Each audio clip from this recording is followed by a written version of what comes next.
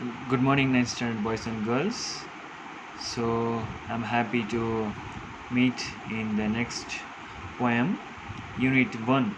Okay, so this is the memory poem Stopping by Woods on a Snowy Evening, written by Robert Frost. Do you know Robert Frost? Because he is an American author. Okay, so before you take the lesson, I want you to know from you. Okay, so have you ever traveled through a forest? Because many of you um, in your area or in your relatives area, did you go to any forest, and how did you feel when you were in the forest? Can you say? Can you think and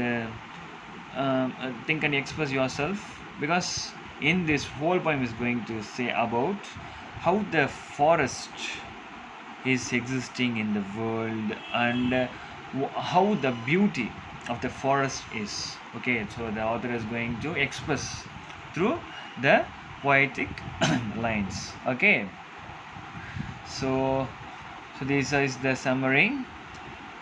The speaker means author. The author stops his horse outside a wood in the snow on the darkest evening of the year.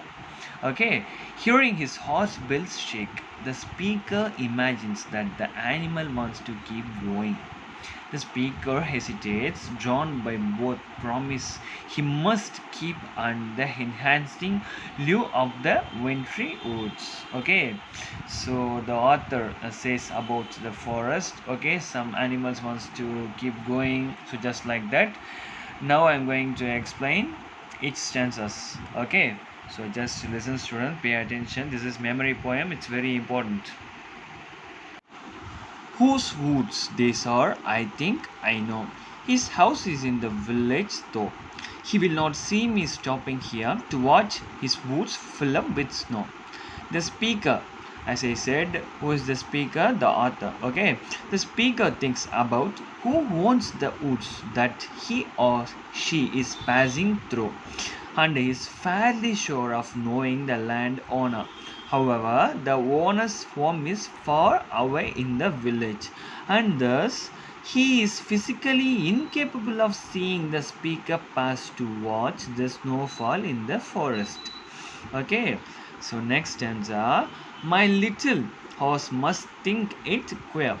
Queer means it's a kind of strange thing. Okay, to stop without a farmhouse near, between the woods and the frozen lake, the darkest evening of the year. So the speaker thinks his or her horse must find its change to stop so far from any signs of civilization.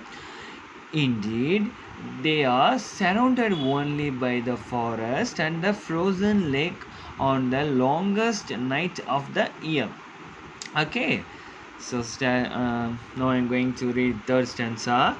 He gives his harness bells a shake to ask if there is some mistake. The only other sounds the sweep of easy wind and downy flake. The explanation of third stanza is the horse shakes the bells on its harness as if asking if the speaker has made a mistake by stopping. The only other sound besides the ringing and these bells is that of the wind and the falling snowflakes, which the speaker likens to the feathers of goose down. The woods are lovely, dark and deep, but I have promises to keep, and miles to go before I sleep, and miles to go before I sleep. The speaker finds the woods very alluring, drawn both to their darkness and how vast and all encompassing they seem. However, the speaker has obligations to fulfill elsewhere. So, though he or she would like to stay and rest, the speaker knows there are many more miles to go before that will be possible. Okay, So, what did you understand, students? Okay, so the writer of the poem is traveling in the dark through the snow and passes with his horse near the woods by a neighbor's house to observe the snow falling around him. Here, the word him denotes the author. Okay, so it's a simple poem and you have to memorize and then write the test. When I say test, you have to write the test. Okay, students, so this is the explanation of the poem. Thank you, students. Have a good day.